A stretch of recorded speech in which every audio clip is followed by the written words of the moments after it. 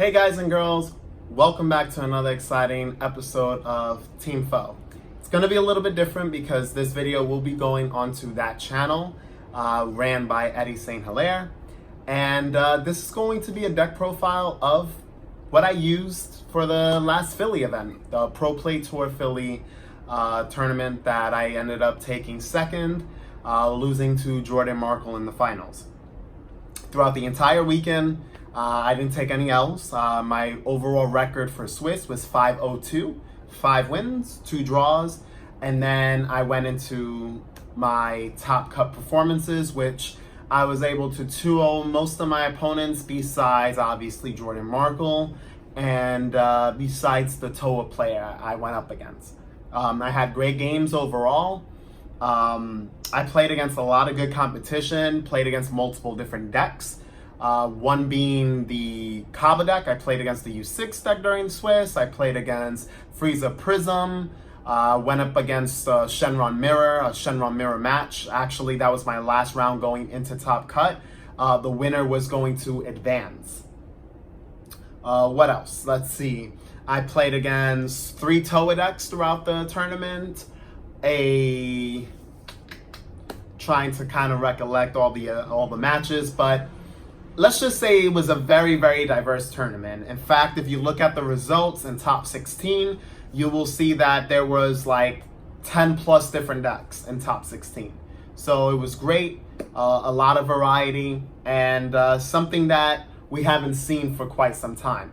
And I believe that most of that is due to the fact that we have a lot of counter cards from each color. Bandai decided, you know what, we're gonna give all colors counter cards that can interact with the game. And since they banned Bad Ring Laser minus Killy Zone, those were the 2 cards that pretty much could stop everything in the game, and they're no longer viable. So guys and girls, as you know, I ended up overall taking up Shenron. It wasn't your typical Shenron deck.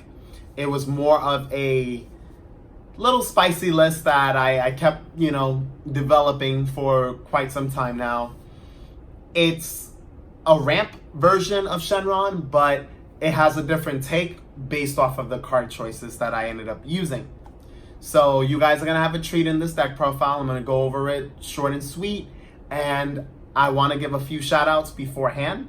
I wanna thank my team, Eric Hill, Eon, Eddie, Juan, all the guys, Alejandro Mena, all of you guys are awesome, and it's been an honor for being part of Team Foe, F-O-E. And I also want to give thanks to someone who now kind of allowed me to move on with my life. I won't name that special individual, but you know who you are. Thank you for allowing me to realize that I was with someone that isn't worth my time. So that's something that, I guess hindered me the last weekend for Gen Con, and it affected me during this tournament as well. But I found out more information about this person, and now I'm good. Everything is all good, and you guys are gonna enjoy this treat. All right, guys, so right before I give you the deck profile, I want to also give another special thanks to PPG, George Machado and staff. You guys were awesome this weekend. You always hear my mouth, whether it's good or for bad. I'm very upfront, very honest. And when an event is ran smoothly, I have to give credit where credit is due. So thank you for hosting another great event. I look forward to the many more to come. And they also made me a bounty, which is not the reason why I'm congratulating them, guys and girls, because I know some people are going to be like, yeah, he made you a bounty, that's why you're saying this. No, overall the event was ran smoothly. There was a good amount of rounds, 7 rounds for the right amount of, attendance that we had. And the tournament was good, the staff were on point. The event was, held with, with good integrity, and the experience was great for a lot of players. You talk to any person that went to that event, and most people will tell you the same. But let's begin now. So we have our Dragon Ball leader. You guys already know I've been playing him for a while. When you activate his effect, you place him in rest mode, and you can search up to 2 Dragon Balls from your deck or life area, and then add them to your hand, shuffle up, and continue with your turn. Note, you cannot attack with this battle card, or this leader card. When you wish, you can grab any desire card and add it to your hand from your drop area. Now you go into Miraculous Revival Shenron. This is where the fun happens. For one, you cannot attack with him. He has 3 active mains. First, you can choose to draw a card. Second, you can choose to activate a desire card for free, but it has to match the amount of energy you have. And then lastly, you can remove all 7 Dragon Balls. In that case, you could give one of your battle cards 10k and triple attack for the full duration of the turn. That is your win con. This is our win con for the deck, and it's very powerful when you decide to go off. Starting, we run 1 Star Ball. This is a simple Dragon Ball. It costs 1 energy. When you activate it, you draw 1 card, and you have to drop 1 card from hand. Your opponent now has to discard 1 card from hand as well. Super Dragon Balls. I've been running this card since the Super Shenron leader was viable. I am one of the few players that plays this card. A lot of other individuals they tested it out, and they told me, Anthony, I don't know how you make it work, but I guess only you make it work. And it's something that I'm fine with. I'm fine with being one of the few players to run this card. So it costs 2 energy, you draw 4 cards, and you can discard 2. Obviously, there are right times where you want to do it and wrong times. So you just got to make sure that you don't do it at the wrong time, or you can suffer a terrible loss due to the card. I ran 5 Porunga Dragon Balls. It's still my favorite ball to run. You guys see it in all my deck profiles. It's your standard Dragon Ball. This costs 0, and you draw a card. Now, moving on to our Desire package. I run 4 World Peace. It's the heart of the deck and the most important card. All it does is that you can use it for free with your leader, or you could pay for. You can select a battle card in your drop area with the energy cost of equal to or less than the amount of energy you control. So, example, I have 7 energy. I can pay for it, pay 4, and I can bring out a 7 drop or less from my drop area. Now, moving forward, 2 Dragon Radar. Dragon Radar is a very essential card. It has a lot of utility. So for one, when you activate it, you could search the top 7 cards of your deck for a Dragon Ball or a Desire card and add up to 2 from there to your hand. Second ability is you can pay, again, 1 energy. You can select up to 2 Dragon Ball and or Desire cards from your drop area and add them to your hand. So again, Dragon Radar has that utility package where it doesn't matter where it's at, you can keep reusing cards. The primary card I like to grab is obviously our World Peace, and of course, cards like Super Dragon Ball.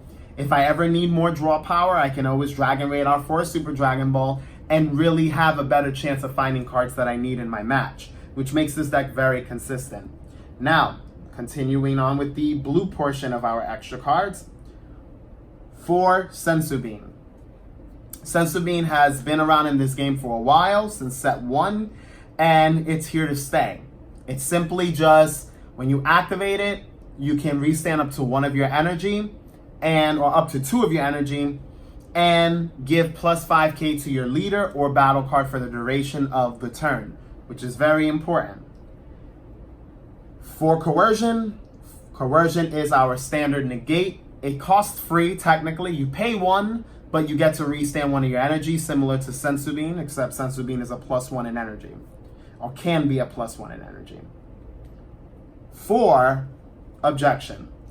Objection is the heart of the deck. Without this card, this deck would not be viable. I know I've said in the past, if you're running 4 Objection, or if you're playing Objection, you're bad. Well, in this case, you would be that if you don't play it. So it's just simple card. You activate it. You can charge one card from your hand essentially, and it costs 2 energy. Temporal Rescue Trunks, very good card. A super combo that's best for the deck. You guys already know, Sparking 5, you draw one card and get plus 10k. It already has the 10k value. Now, moving on to the battle cards of the deck, because, I mean, we can count our super combo as a battle card, but, you know, the battle cards you will want to be playing outside of Temporal Rescue Trunks. 2 Crisis Crusher. This card did okay this weekend. It wasn't as effective as I wanted it to be because I didn't play against the matchups that require this card to be useful. As you guys know, when he's in play, first of all, he could cost 1 energy if you control no battle cards. Second, you can active main. You could pop one of your opponent's 1-drops or less. And lastly but not least, 1-drops cannot attack from both respective areas. 2 Newfound Power Porunga, the MVP of the deck, one of the best 3-drops in the game. He has a series of effects. 1, he cannot attack. When you activate his effect, you have to put him in rest position. He has 3 effects. 1 is drawing 2 cards. 2 is selecting one of your battle cards and one of your opponent's battle cards. Everything else gets shuffled up on the board and back to their respective decks.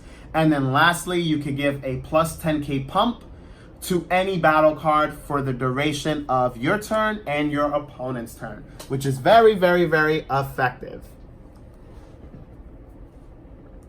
2 Shenron, Figure of Majesty, very similar to his counterpart, except you don't have to put him in rest position. He cannot attack. He has 3 effects. You can restand up to 2 of your energy. For 1, you draw 1 card regardless. The card you draw, you cannot see, ladies and gentlemen, so just be careful of that. So you draw, then you put it on the side. So what I like to do is when I draw a card, I just put it on the side, and then I activate one of the abilities. You can restand up to 2 of your energy. You can bring back a 2-drop or less from your drop area and put it into play, our super combo. Or you can give 5k in critical to one of your battle cards, which is very, very strong. Now, we have 3 of our At All Cost Vegeta. At All Cost Vegeta is very key to the deck. He is a win con. He has a series of effects, which I won't be going into, but all you know is once you have 5 energy, you could bring him out or have him in play already, activate his active main, take 2 of your life, and he gains triple strike and he can pop a battle card, which is very important. Now, we have 3 Whis, the Resting Attendant. Whis is very powerful. When he comes into play, you can select 1 card from the top of your deck and put it into your energy area, which is very strong because you can gain energy and ramp up. Now, the big cards of the deck, the cards that matter most. He is one of the best cards of the deck, and I'll tell you why. Ultimate Fusion Gogeta. So, when he comes into play, Sparking 5, you draw 2 cards, and then you select up to 2 of your opponent's battle cards, and you can bottom deck them.